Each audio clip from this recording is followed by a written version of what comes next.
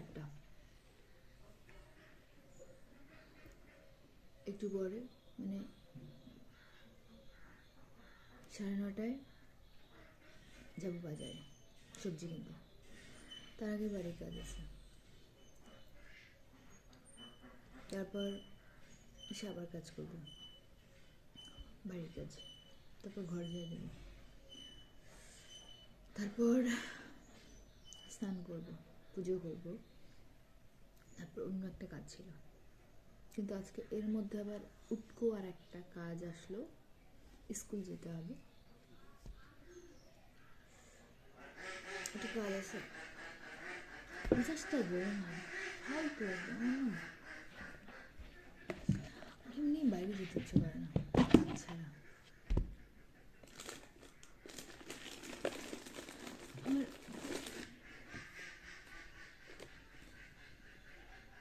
এমনিতেই বেশি মানুষ যে জায়গায় উঠে না যেতে একদম ভালো লাগে না, যেতে হবে, দিনটাই খারাপ।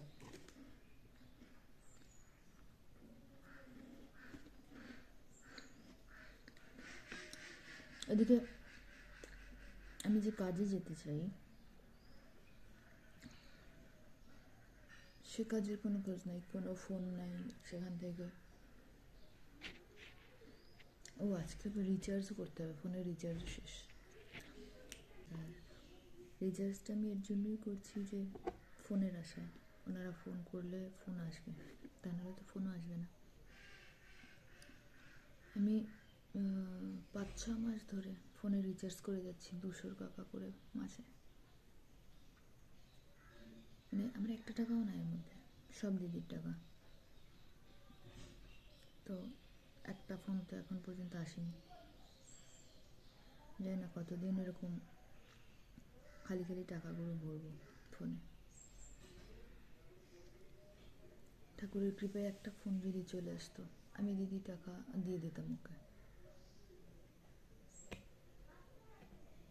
দিয়ে দেবো।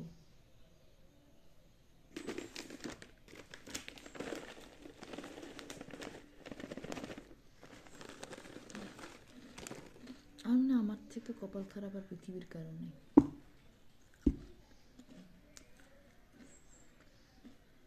কারণে আমি এখানে লাকের কথা বলছি না যে আমি লাকি না, মানুষ খুব লাকি না, লাকির ব্যাপার না, কিন্তু একটা মানুষ একটা কাজ করতে চাইলে, আমি তো কাজ করতে চাইছি, এমন তো না আমার টাকার বস্তা দাও, ঠাকুর যদি আমার টাকার বস্তা দিত, তা তো না,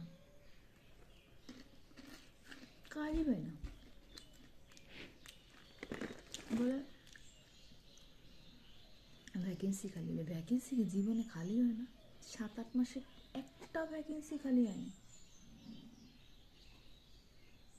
নাকি? ফ্রেশার্সদের কোনো কাজই, ফ্রেশার্সরা কোনো, নাকি ফ্রেশার্সরা কাজই পায় না?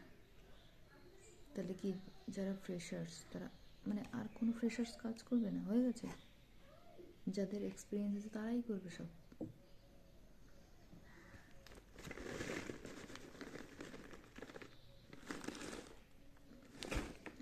বুঝি না আমি।